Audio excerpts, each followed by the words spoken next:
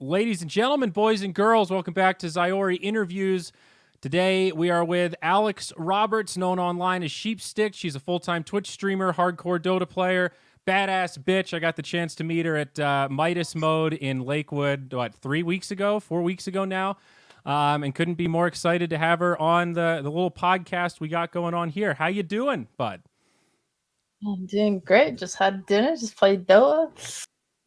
Now I'm here with you.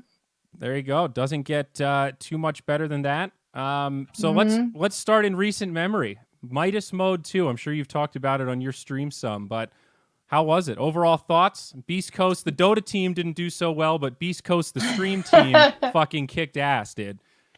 Oh, dude, I was so stoked. So Guac kept telling me about like Midas Mode and like how they were meant to have a team and they didn't have their new team yet and all these problems and stuff. And it was like, oh Sheep, let's get you to play instead. I was like, that sounds horrible. That just genuinely sounds terrible. Because it's all these teams of like 7 to 8K players. I'm like, I get destroyed. I don't want to play. God, that'd be embarrassing. And then memed about it a bit more, and then he was just like, do you want to go? I was like, go to America? to the land? He's like, yeah. I'm like, oh, okay. Yeah, that sounds great. Let's go. It was so short notice, and I'm incredibly lucky because like at home I have to like look after the dogs all the time, because my mom and my sister like work outside the house. So like I was just like, all right, mom, I'm out for a week and a half. See ya.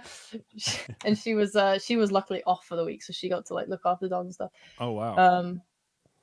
Yeah. So yeah, I was just out. It was very, very short notice, but it was an amazing event. I was so happy, especially because the venue for it meant that all of us, like the people at the back, we're all quite close all the time. Yeah. So I got to hang with everyone. It was really, really nice. It was fun to be on the stage. That aspect was like good and bad. It was very intimate, and that's cool because we all get to spend a lot of time together and we're like kind of in the cave. But when you need a moment for yourself, there were not a lot of spots where you could just go get some quiet space and not interface with anybody. But having access to PCs, that part was badass, dude. Getting to actually game during the downtime was a big part of the fun that I had at Midas Mode, at least. Yeah, I didn't really do it until like the second half of Midas Mode, it felt like. But yeah, it was really fun when everyone would like play as well. Because every now and again, like when tourneys are on or whatever, I see like stacks of all the talent, playing together, and I'm like, gosh, I'm so envious. At this time, I got to sit there on the PCs right next to Shiva and be like, I love you, Shiva. And she's like, thank you. Yeah. Play some Dota.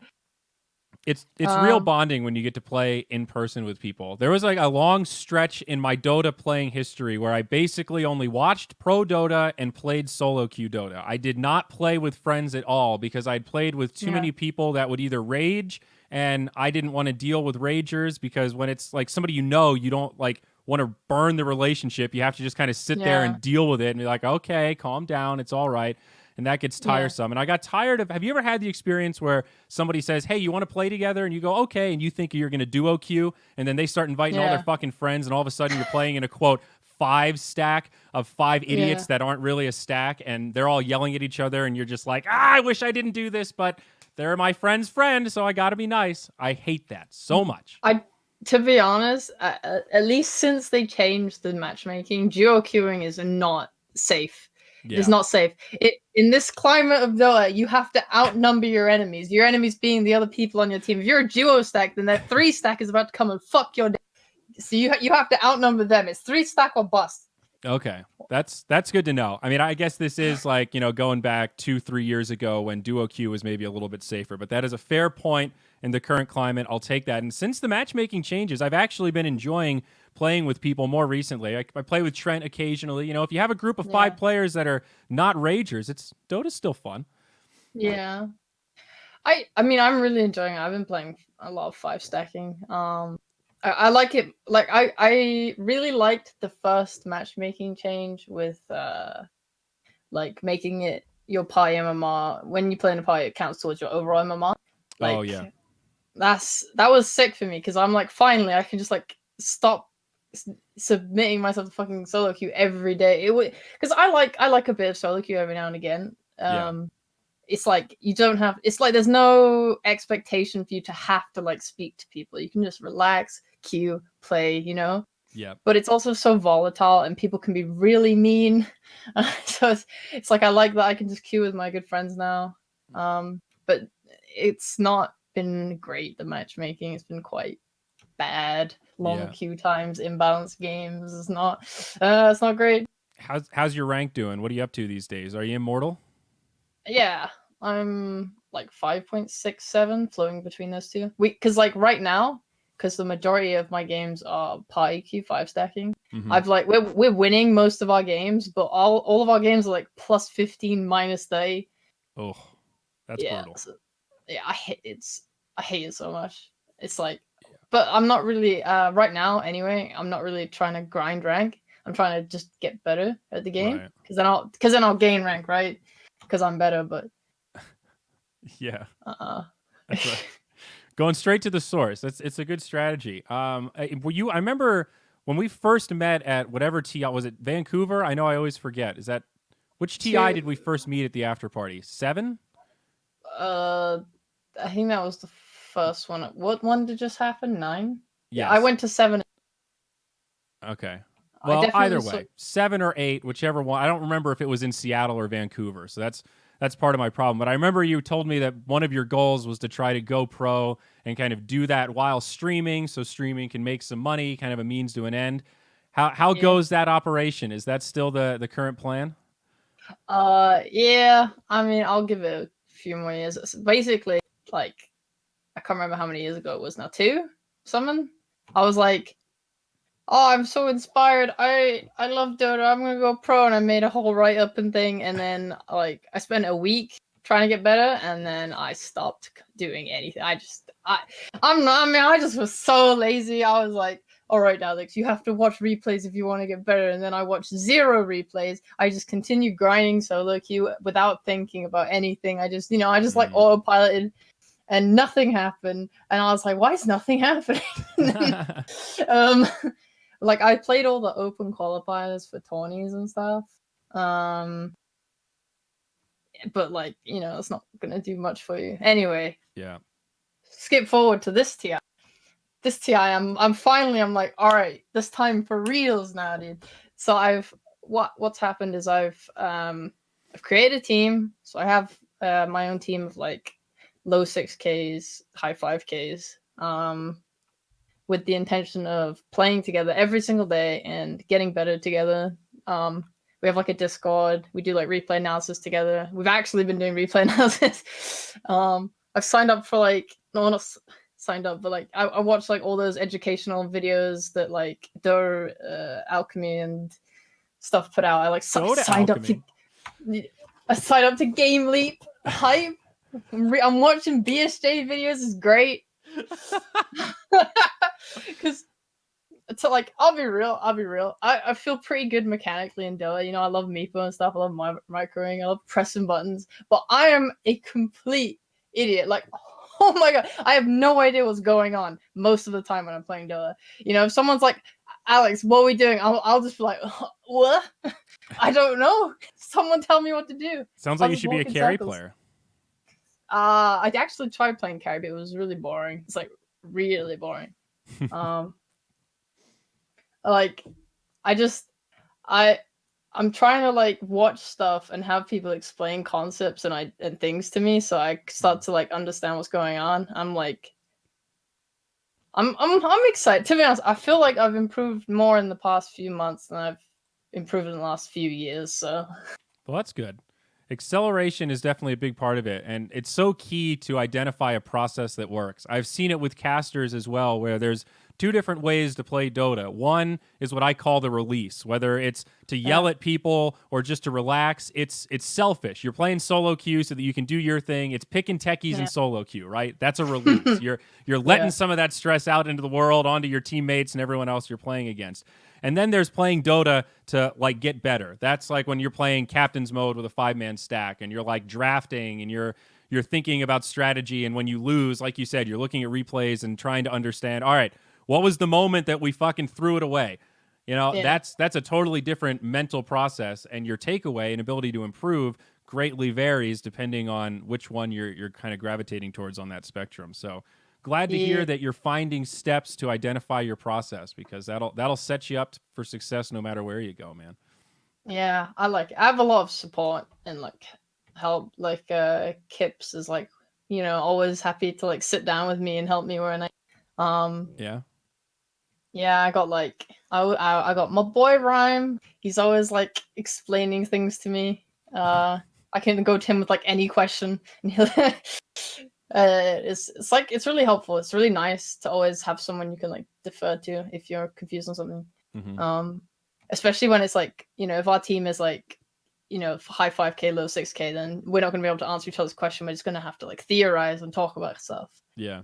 I But mean, yeah, like I even oversaw or overheard really some of that at Midas Mode with Kyle and Jenkins, where Jenkins had played with his team. He was looking at a replay and he was like, "Hey Kyle, look at this scoreboard and tell me what you think." And immediately Kyle was just like, "Oh, I can see how this played out. You picked these heroes that don't fucking do anything. You look really good for 20 minutes, then you fall flat trying to go high ground." And he started breaking down the replay, and Jenkins was just making this expression like, "I kind of had some of those thoughts, but hearing you like say it like that so confidently and directly really makes me realize like all the parts that I was missing, sort of, and sometimes you yeah, need that third party perspective to just hit you with the stuff that looks quote obvious, but it's hard to see when you're like in it, when you've been staring, you played in that game for an hour and you're like completely preoccupied with it. You yeah, need a coach, man. It helps. yeah, for real. It's stuff I noticed as well as like, I know like a big weakness of mine is that I don't look at the minimap enough. Because like if I watch a replay when I'm trying to find out my mistakes, like something will happen, or I'll be like trying to figure out what I needed to do at this point, and like I'll literally watch the minimap and be like, oh, I can clearly see everyone's here and doing this, so we Yeah. should just go do this. But like in the game, I'm like not looking. I don't know where people are. It's like it's nice. Kyle's very smart about Dota. When we played like at Midas mode, when we played um the show match of the talent. Oh yeah. Yeah. Yeah, we obviously he played with us, and he was like just constantly like talking, saying what to do, making the calls. And it's like I wanna be able to do that. I want that. It's really It's funny how you look at that experience as like with admiration of Kyle, you're such a great leader. I'm inspired by your leadership. And I remember talking to Purge about that exact same experience and him going, "Man, Kyle really pushed us out of our comfort zone. We were doing things we didn't know how to do. It was way too intense. I wish our leader was a little bit less pushy about what we needed to do." It's just funny, the dichotomy there for the exact same experience. That's just very I mean, representative of the team dynamic in Dota, I guess. it was pretty intense. It was like, oh god, I'm trying to have fun, but I'm also like at the same time it's Yeah. good to learn from that kind of thing, because you're not going to get that kind of like experience often, Yeah. if at all. So Yeah. No, for sure. So how about streaming, man? What's the streamer life like? I know we talked about this a little bit at Midas Mode, but I looked at your schedule. You're scheduled to stream every day but Sunday. So you're a 6-day a week Twitch streamer. How honest are you with that schedule? Do you hold true to it pretty accurately? no, not at all. Oh god. There's like there's one person that always comes to my stream and chastises me for not being on my schedule every other day. And I feel really bad every time. But it's like after minus mode, for like I had jet lag, Mm-hmm. and it messed up my sleep schedule for a bit. And then after that I literally like I just couldn't sleep for ages. So it just got worse, and then I just didn't put in the effort to fix it. So I was like waking up every day at like 3 p.m., Mm-hmm. streaming at like 6 p.m. and this is until midnight. Is terrible. Yeah. I've had like I think if I could roughly guess the amount of time I've been on a streaming schedule and stuck to it, it would be like maybe a month tops, over like multiple attempts. This isn't all in one go. That would be way too good. I'd really like to actually get on a schedule properly though. I'm currently nearly fixing my schedule for right now. But it's like I fall apart if I don't have structure in my life. Mm-hmm. So if I'm on a schedule, if I'm on my schedule, I'll like wake up, I'll achieve all the things I wanted to do in that day, and it'll feel really nice. If I'm not on that schedule, I'll wake up at a weird time, I'll procrastinate on everything will stretch out longer, there'll be some stuff that I just won't be able to do. It's terrible. But so it's like I'm definitely not like happy when I'm off my schedule. I see what you mean. How many hours a week do you spend streaming, I guess, is maybe a better question. Are you like a full-time job level? You hit 40 hours plus on average? I don't know the total hours. I aim for 6 hours a day. Okay. If I wake up on time, I will stream for like 6 hours a day. Okay, gotcha. So that'll hopefully happen within the next few weeks. So I guess I'm always curious when I talk to Twitch streamers about like your mental roadmap, and not that I expect you to actually have something planned out of like your 2-year plan, your 5-year plan, but any thoughts about that? Like, do you feel like the Twitch stream is sustainable long term? Do you feel like it's growing enough that 5 years from now you'll look back and go, wow, I'm really glad I put all that effort into growing this brand and Twitch stream? Or do you just kind of look at it as something to do, in the meantime while you figure out what that long term plan is?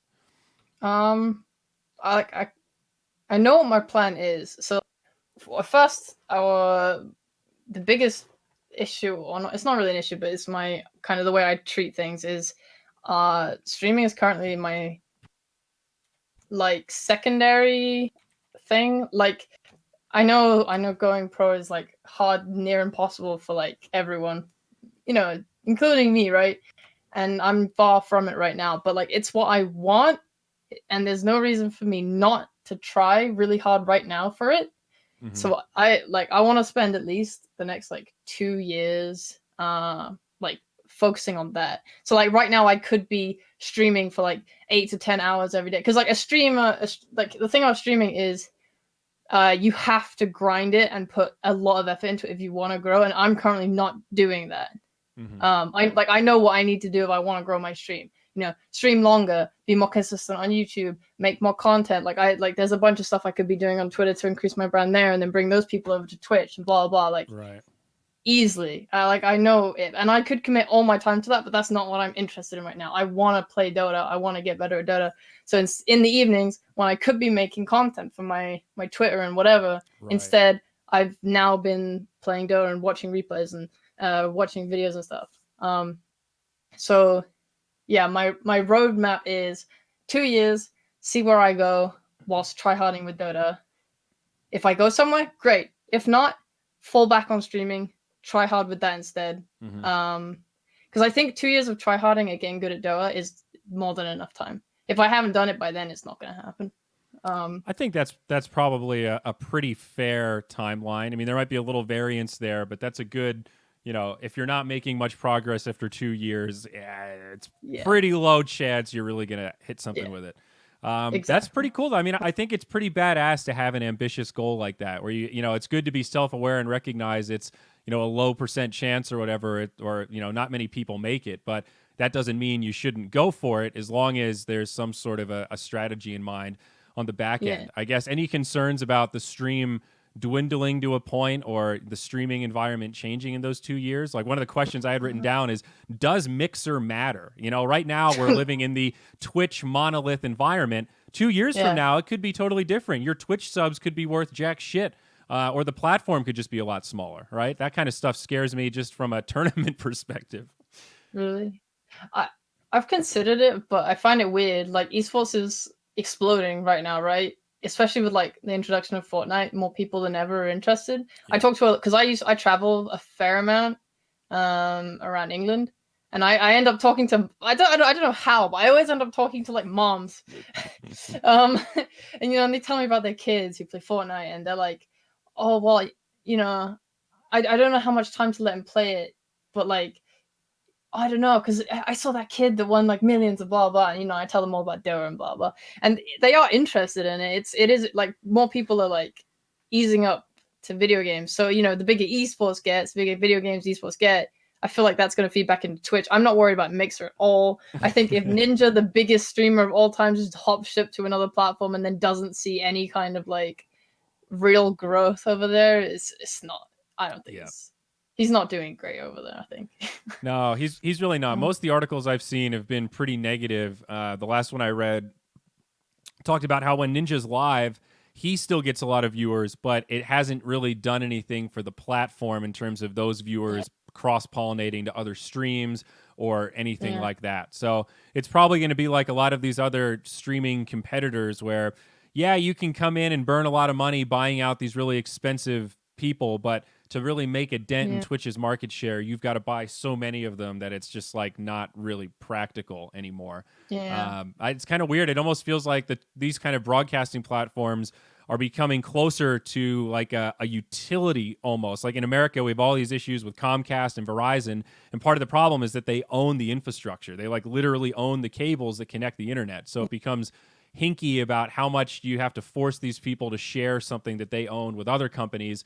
At what point does it become a private service and transition into like a utility almost that people just need access to, right? People almost need the internet to exist in the modern age to some degree. I do. You know, oh God, I do. Twitch isn't quite on that level yet, but it is sort of a fascinating, there's some fascinating parallels there, I guess. So I don't know. I've always like on the back of my mind thought of, you know, you ever think about the alternate realities of like the different versions of you if you had made different decisions? Like if I had finished my computer science degree, I'd have a totally different trajectory, or like, you know, if I had whatever. And I always wondered if there was a world where I could have made it as a streamer. And I was monologuing about this the other day. I'm curious to hear your thoughts, right? So when the whole sniff thing happened, there's an alternate world where what if I just doubled down on it? Turned the stream on live, started sniffing my fingers, just completely own it, hashtag sniff army, and like use that craziness to springboard the beginning of some stupid meme brand. I used to think that would be impossible, but then I see these streamers like Trainwrecks or whatever. You ever see that guy? The ape gang? That's basically the sniff army. I mean, it's not that different. It's just some ridiculous man thing that I don't really understand. They're all part of some weird like click though, aren't they? Every time I go on live stream or whatever, it's like these 5 streamers all interact with each other and it's disgusting. I don't know. Is streaming stressful for you though? Because I always felt like it's fun for me when I don't do it for a while, but if I had to do 30 hours of streaming a week, I would be running low on like interesting things to talk about or say. Yeah, it's like incredibly stressful because it like if you don't have the personality for streaming, and personally I don't think mine is that great for stream. It's really hard because if you watch a good streamer, you know, like I'm gonna take Moon as an example because he's my like all-time favorite streamer. I love him to bits. He is so nice. He's so funny. I love his streams.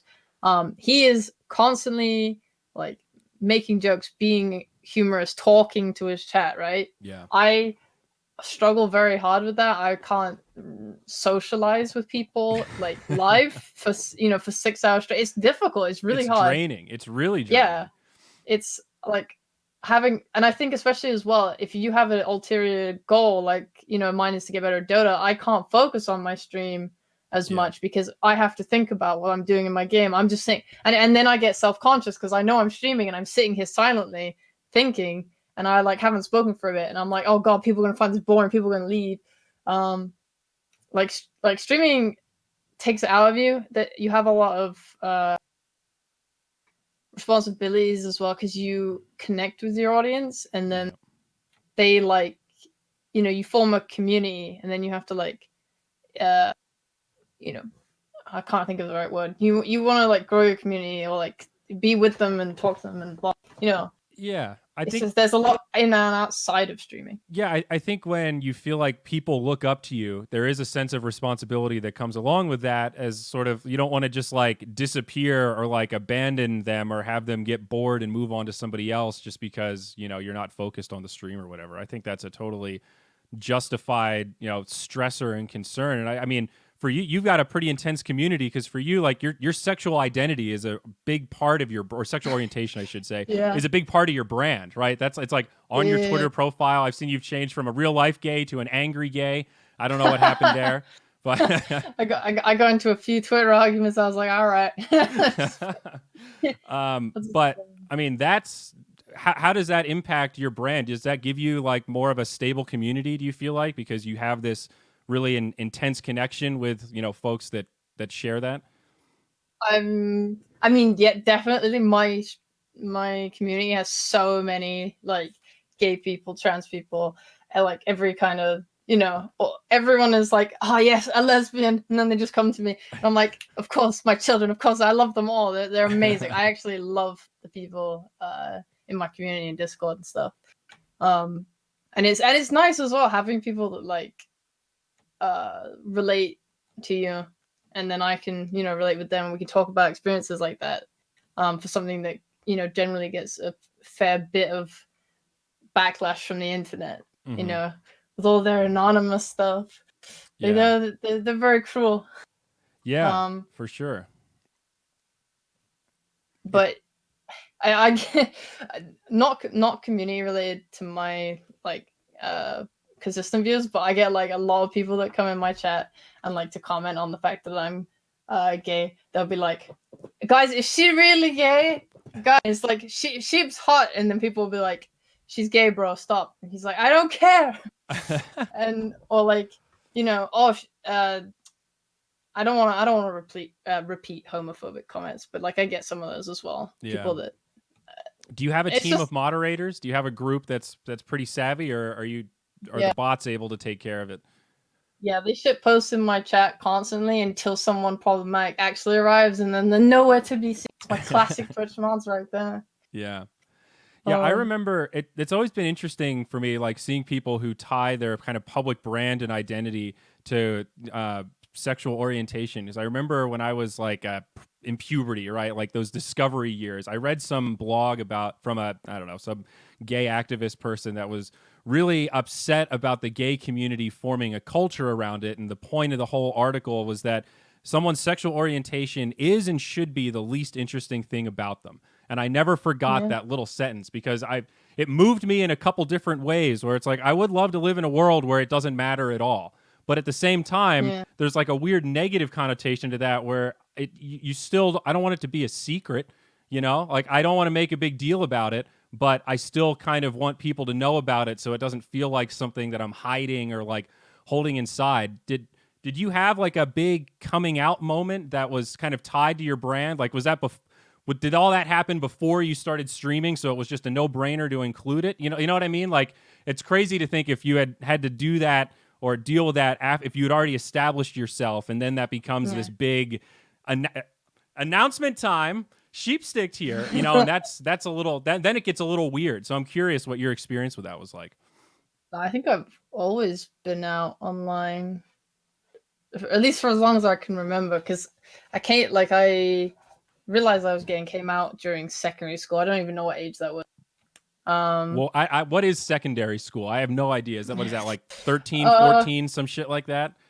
Is that like how many years before you're done school? God, I don't know. Secondary schools admit children from the ages of 11 through to 16. So probably like 14 or 15. Okay. Yeah. Classic teenager. Yeah. So, yeah. And then because I had, my friends were all cool with it. My mom was cool with it, So I felt I didn't have any of that, like, early homophobia that would make me want to hide in the closet or anything. So I just was like, online. I was like, hey, I'm gay. And it's that's cool though. I mean, that's sweet that you had that support system basically out of the gate, so it was never like a big negative thing for you. That's awesome. Yeah. Also, I didn't want to be not that it influenced my decision, but I guess I'm grateful that I was out before, but I didn't want to be one of those streamers that it's not one of the streamers, I don't know how many exist, but I didn't want to make people think I was straight, because I actually had someone, I can't remember who it was at this point, but they were like saying, oh, you shouldn't tell people online that you're gay. You should like milk the viewers of people that think you're straight and want to like get with you. I was like, that's weird, and I don't want to do that, and it makes me kind of uncomfortable. Yeah. And I'm glad I didn't, anyway, just because the people I've met from it, the community of other LGBT people, that I've met from it has been way better than anything else I could have hoped for. Yeah. No, that's the cool thing about the internet now, is that if you're in a minority group in any situation or dynamic, you can just sort of put a little honesty out there, and yeah, you're going to get some negative shit back, but you might also find some people that you really connect with, that you have a lot in common with. Before the internet, that shit was a lot harder to do. You know, if you didn't live in a populated city, fuck, man. You know, that's that's brutal when you don't have anyone that you can even talk to about this sort of shit. Yeah. It's not great. I only met very few, like in secondary school. I didn't know anyone else that was gay, and in college it was very few, very small amount. It's hard to meet people. And how many people were in, like, is it high school for you guys, or is it primary school? Like, how many people were in your graduating class when you were 18? So there were only 150 in mine. It was a pretty small class. I only knew one male that was gay, and that's the only one out of 150 I knew of. I have no idea. I really hate college. I really hate college. Like secondary school, I tried really hard, and I think mostly out of fear. I was like, oh my god, my mom will shout at me if I get low grades. She wouldn't have, but like that was the fear as a kid, right? So I like tried really hard, and I got good grades, whatever. Then I went to college, and I hated college, and I like skipped college. I still like passed everything, and like even got high marks and stuff. It was very easy actually. I hate college. But like I hated it. I like kind of like met one person who became one of my best friends. And that's like the only good thing that came out of college for me. So yeah, I didn't really talk to a lot of people, but the people I did talk to were all straight. Yeah, I had a similar college experience. I did not socialize enough. I didn't enjoy it, so I just buckled down and wanted to get it done as quickly as possible. So I just studied, played video games, and spent time by myself. I made a couple of friends that I still talk to, but I mean, it's in the single digits. I really didn't. That was not a point in my life when I was very social either. Yeah. Oh, that's also college is when I started playing Dota, because that one person I made friends with, they played Dota, and I had like one other friend outside of school that played Dota. So and they were like, all right. So I had a laptop. I started playing Dota on it.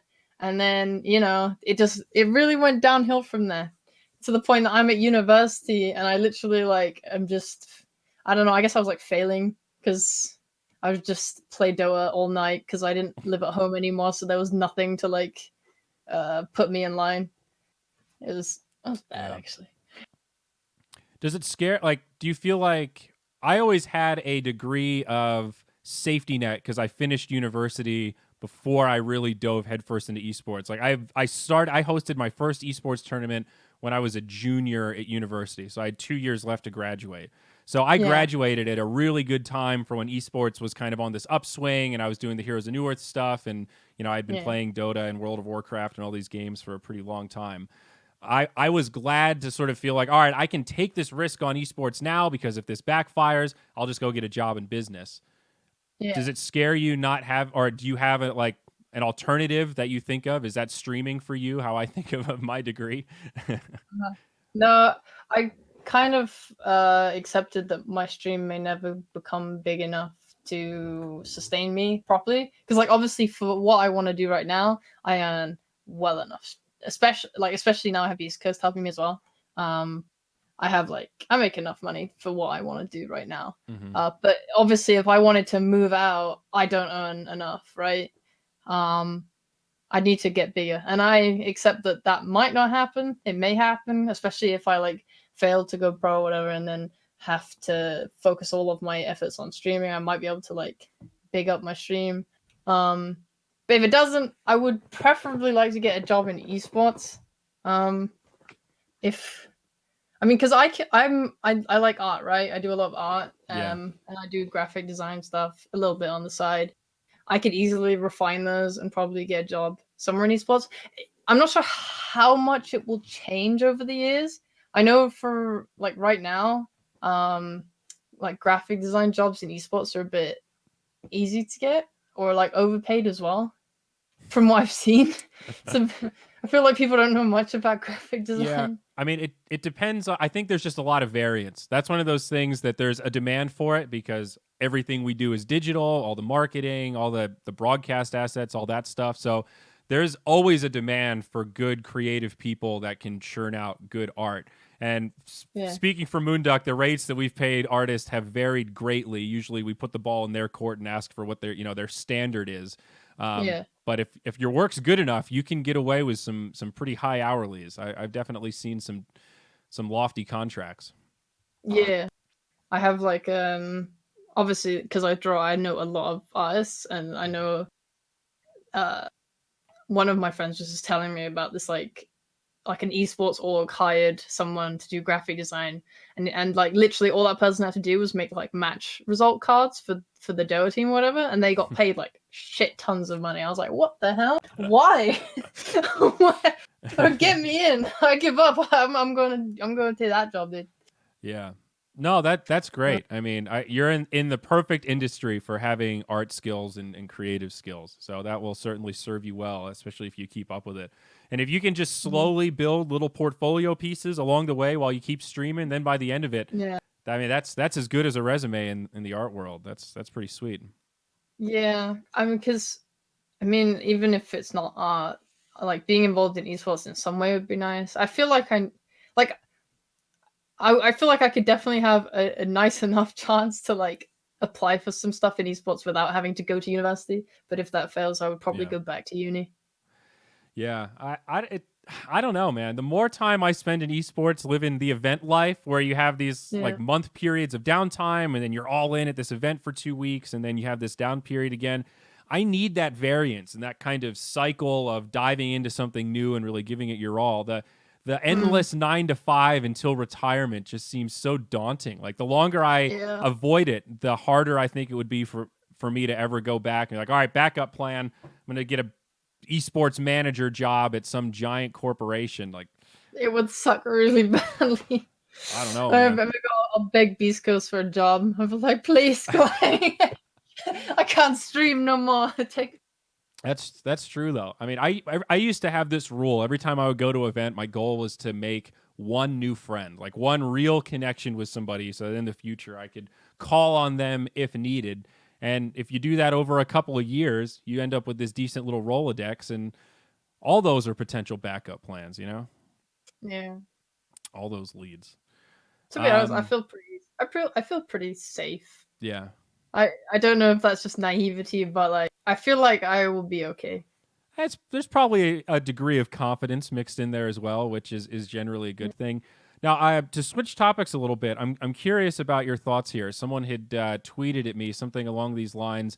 What are your thoughts on the quote unquote titty streamers on Twitch and some of the confusing guidelines around where that line should be drawn, and especially now that it's not just gaming content on Twitch?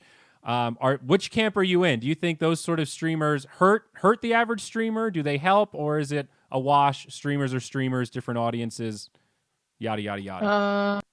Man, I had a massive argument about this with someone ages ago. They were very pro titty streamer, and so like my view on it is this. I think right now it's better than it used to be, because what it used to be was that there was no IRL section, so they weren't like quarantined anywhere. It was just they were in gaming, like they were always like playing but not playing. Like I played with someone in the past, and like I partyed with they weren't like a titty streamer, but they were kind of like towards it.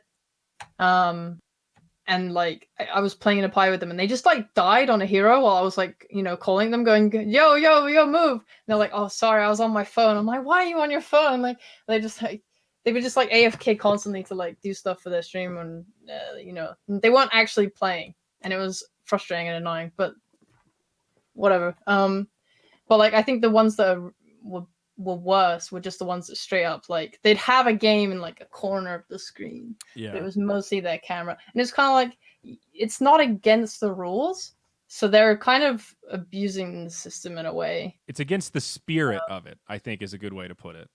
Yeah, and and it feels bad to see it. And it's like good for them, right? If they can find a way to make money, then fucking go for it. You know, it's not against the rules. You get that. You take it. You know, good for you.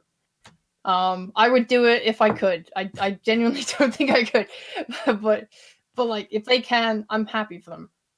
But I think it's ignorant to say that it doesn't harm other women streamers who like don't take advantage of that, because there is definitely stereotypes, and there's definitely like, you know, it I'm not sure if it promotes sexism, but it definitely encourages it, because people don't like the fact that they're not, you know, gaming on the gaming website. And especially with the current Twitch drama where like they're banning people but not banning other people. Like, for example, right? There's this Overwatch streamer called Fariha.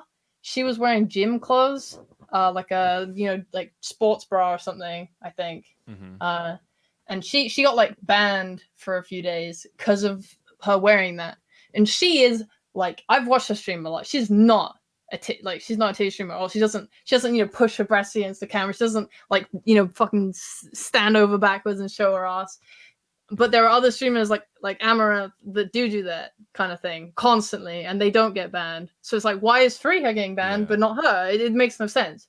And then it, like, you know, further makes people hate those streamers for getting away with all that kind of stuff. It's like Twitch doesn't help.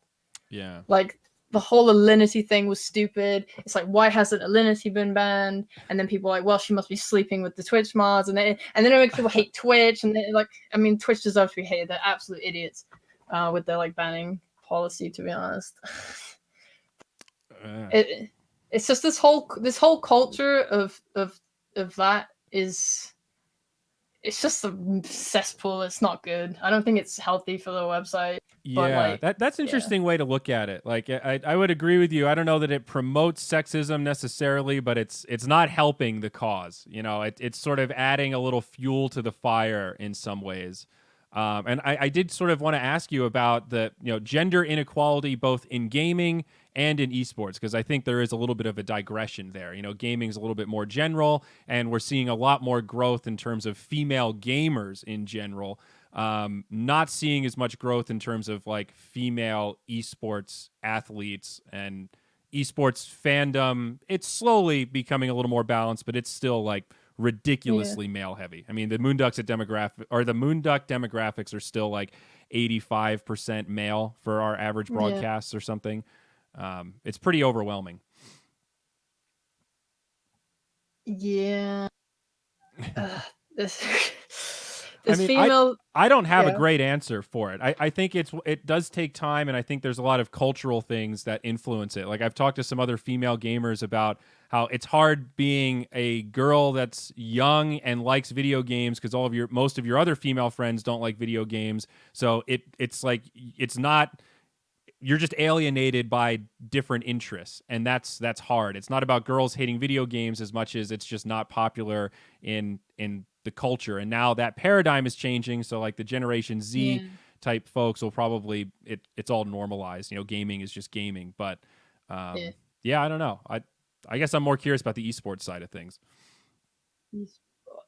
What, like getting women into competitive? Yeah, well, I guess really female pro gamers. That was like the main thing people tweeted at me. I was asking her about what we need to do to get some females on the pro circuit. When are we going to see like a female Dota player on the DPC?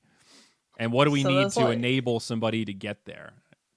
Yeah. I mean, there's so many layers to it, right? Yeah. So like, yeah, gaming's normalized now, so we're gonna see more female women getting into gaming over the years now, I think. But like, there are a lot of problems. So I can tell you, in Dota, for example, I know there's a tier 2 player who told me about his girlfriend, and she was on his team. They had a team. It's pretty right. They were like beating a lot of NA teams. And what ended up happening was that people were like refusing to scrim them because they had a girl. Really? people weren't taking. Yeah. I mean, I have no reason to believe they were lying. It just sounds so Yeah, absurd. Just like, I know. okay.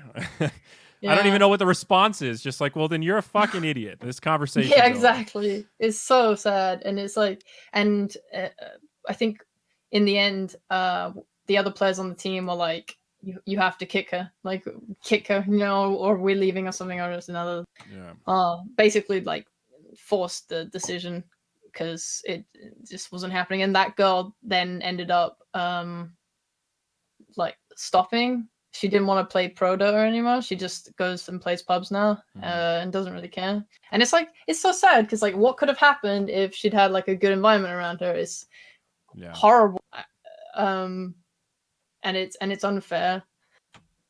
There's like, it's a bit weird to me. Not weird. I'm curious.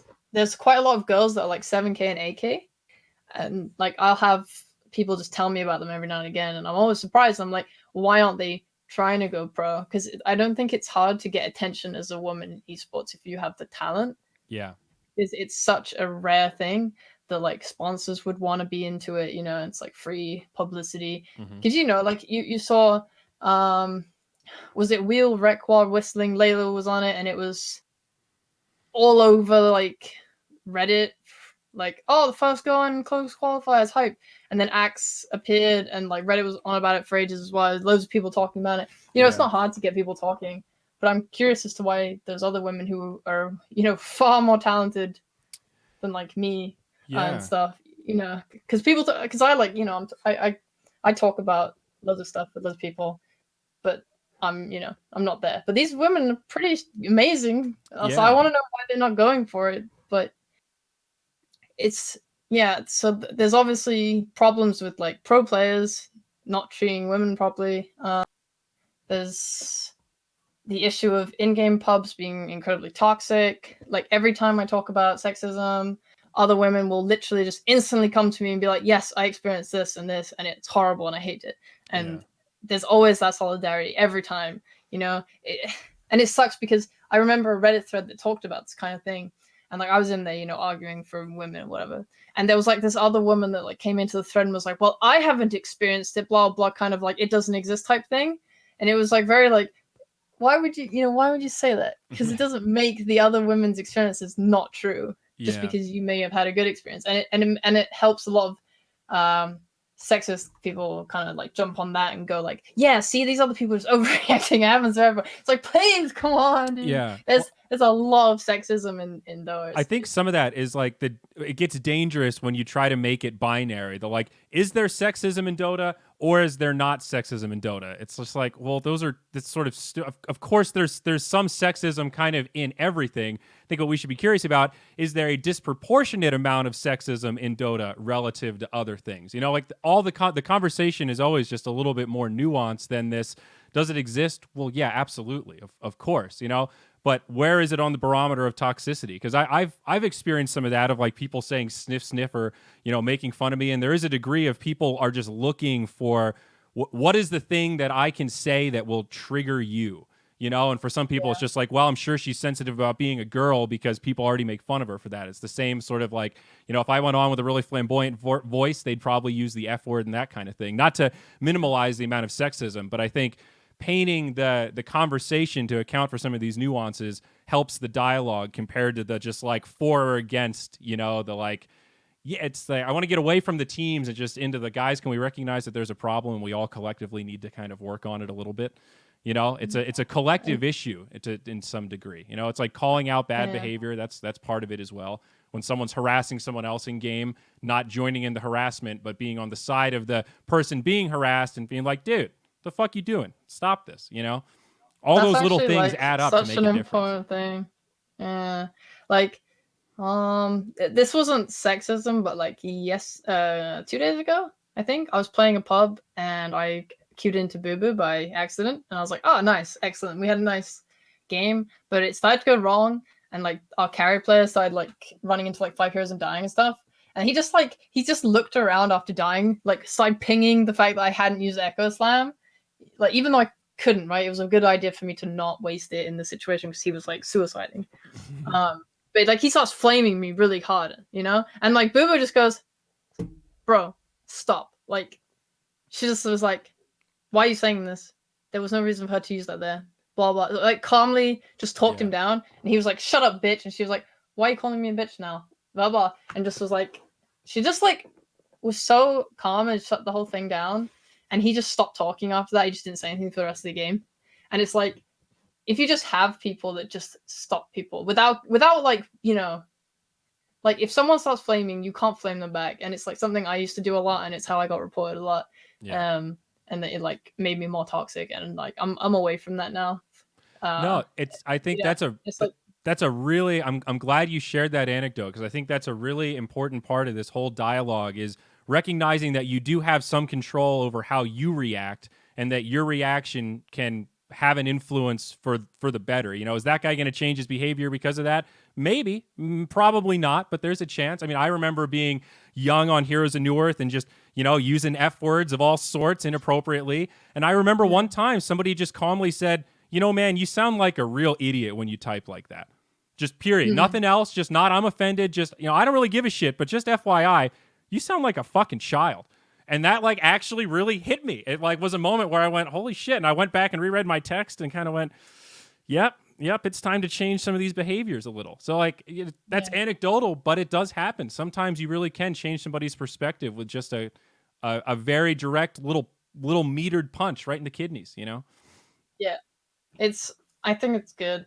It's just saying to them calmly, like, bro, you're not being funny right now. Please just focus on the game. That kind of thing. Just making it it means a lot. But like I want to go back a bit, and say that I do think sexism's people are mean, but like sexism does exist, and I've like recorded examples because it's good. I feel like it's nice for me to have an example to show people when they do try and argue. But it's like the difference is that, and I think I was talking with someone at Midas Mode who was like saying, "Oh wow, I go through the same thing. People hear my voice and they start flaming me," and I'm like, "Yeah, but it's different. Like, because a woman, and I'm not talking about just me. I'm talking about like in general."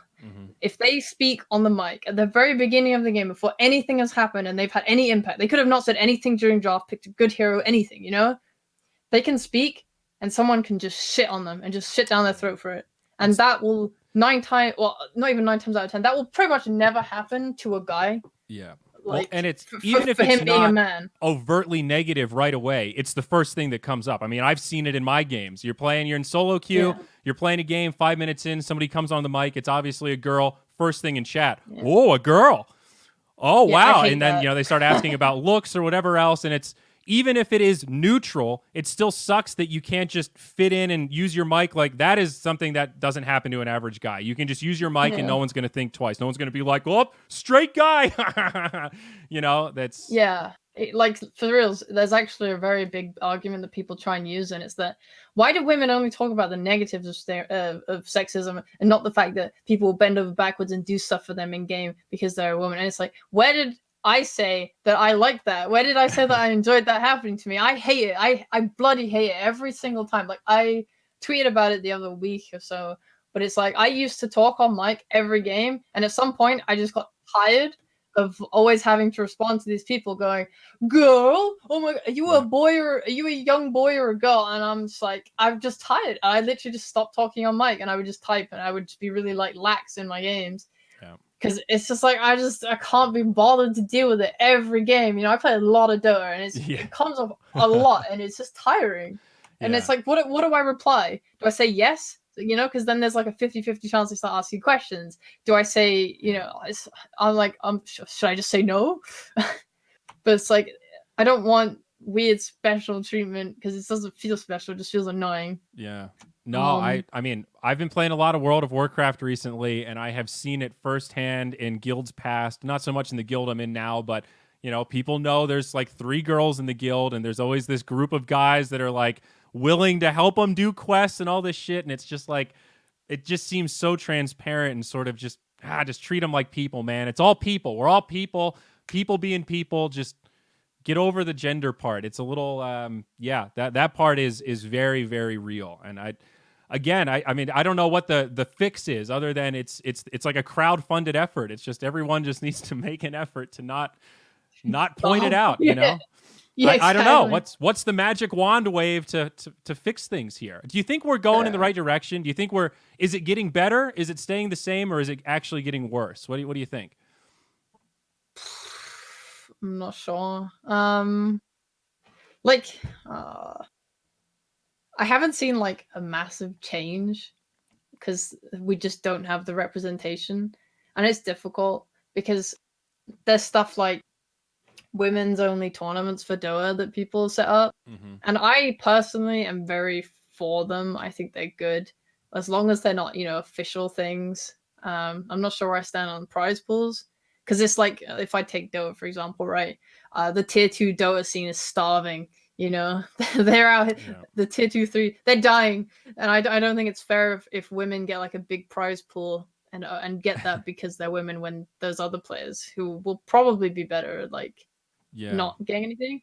But like I do think we need or it's very good to have those tournaments because women like we said, there is sexism in pubs, there is sexism in games.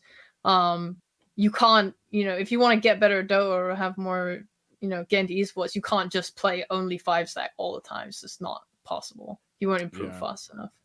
Um I wonder if but there's like a balance that would, because there's so few women. My fear with the women's only tournaments is that it's going to be disproportionate in terms of the skill set because there's so few. So I would like to see a mixed tournament where each team has to have minimum 2 or 3 female players. But that could be like, sick. I hate the idea of a team where you have this group that's like 3 or 4 females and they have a male friend that they want to play with that's good, but they can't because he's a guy. It's still in the spirit of a team. It's like, I feel like it's in the spirit of what we're trying to do with the female only tournaments, and drawing that hard line almost hurts it from being a serious tournament that people take seriously from like a competitive standpoint. Does that You make could do sense? both. You could do both. Yeah. Because I like women's only spaces are important Yeah. because it makes people feel comfortable, I see. and you want to like get people to want to compete. Yeah.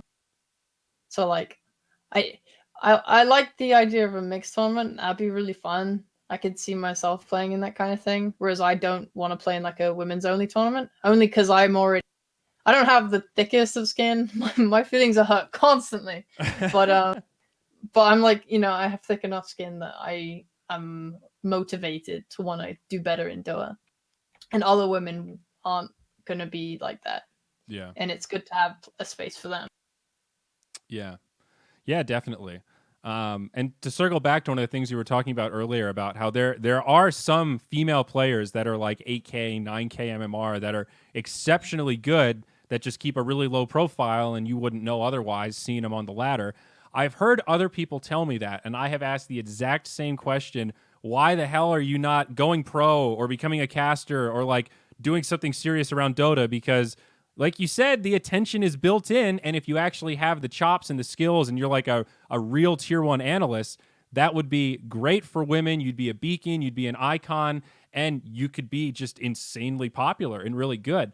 I think part of it is that is not desirable for a lot of people. You and I are probably in that minority that don't mind streaming or kind of enjoy the idea of like, performing on camera and that general sort of energy. I think that's off-putting to the average person. Like public speaking is the number one fear in the world. So I bet a lot of the people that are 9K MMR at Dota are really shy, introverted people that are really fucking good at video games and really don't like to be on camera or be in front of crowds or don't handle pressure very well. To be a pro Dota player, you need all of these features. You need the skills in Dota. That's just one piece, though. You have to have that crazy competitive drive. You have to have the fans have to give you power, not make you like give you diarrhea where you have to run in the back. You got to be able to be in the booth and be energized by that. And that's rare, dude. That's a crazy lifestyle that doesn't resonate with a lot of folks. True. I mean, I'd love to like talk to those women and see why, because maybe they too. do have like experiences like the girl I told you about. Yeah. I don't know. I mean, that would be wild. I think if that's the reason, you have all these girls that have tried and been otherwise blocked out. We need to get that story in front of a journalist, dude. That shit's that's pretty fucked. I hope it's less sinister than that, and it's more of a, personality mismatch or whatever. But for some of them, it might just be a hobby. Some of them could have great careers. Maybe they work in banking or finance or some shit. Our accountant that used to work for Moonduck, he's 6K in Dota. Yeah. He doesn't want to go pro because he's got a great fucking job as an accountant, but he still plays a shitload of Dota. You never know. Yeah. Different strokes, man. Yeah, that's true. There's lots of reasons. It's hard. I mean, I think the real solution is just getting more girls into gaming and esports, and breaking down those barriers so that there's a higher % chance you find somebody with all that crossover that, wants to go pro and has the skills and, all that other stuff. I do think like the society is going in that direction.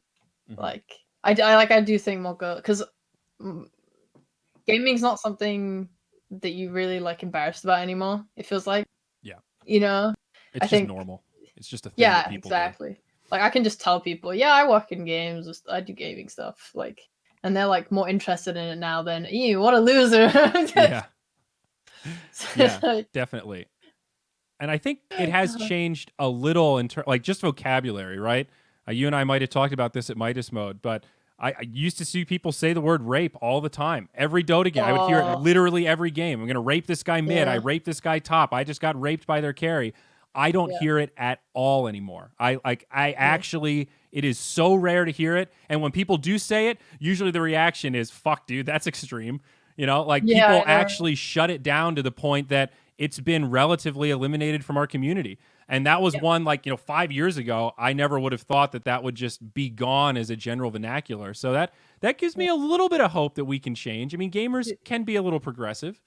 It's weird as hell how much stuff's changed, actually. 'Cause I remember back, when I was 12 or something, I went to Comic-Con, and one of everyone's favorite thing there was Pedo Bear. Now that sounds fucked up right now, right? But that used to be so popular. I have a photo of me with Pedo Bear. I'm like, yeah. And nowadays, if someone proposed that idea to me, I'd be like, oh god, what the hell? Just people kind of more sensitive nowadays. They are which I think is good. But overall, it's good. We're raising that bar, Yeah, it's just people realize there's stuff that you shouldn't really be throwing around. Yeah. No, definitely. I mean, working in broadcasting has given me so much appreciation for the nuance of words and, how important it is to think about what you're saying and what those words can actually mean.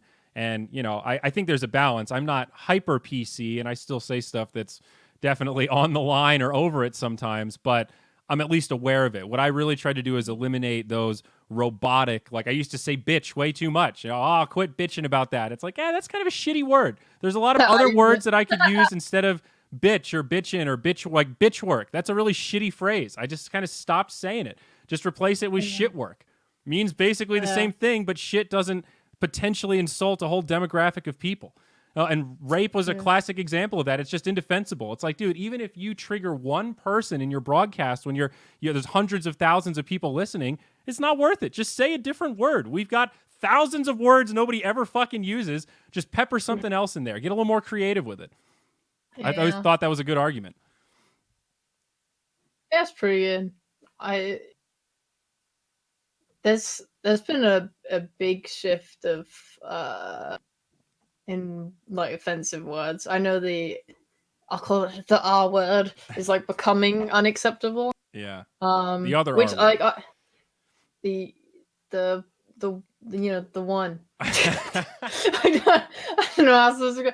But this is because this was the first word that I had pushed back on when people were you can't say this anymore. I was like, what?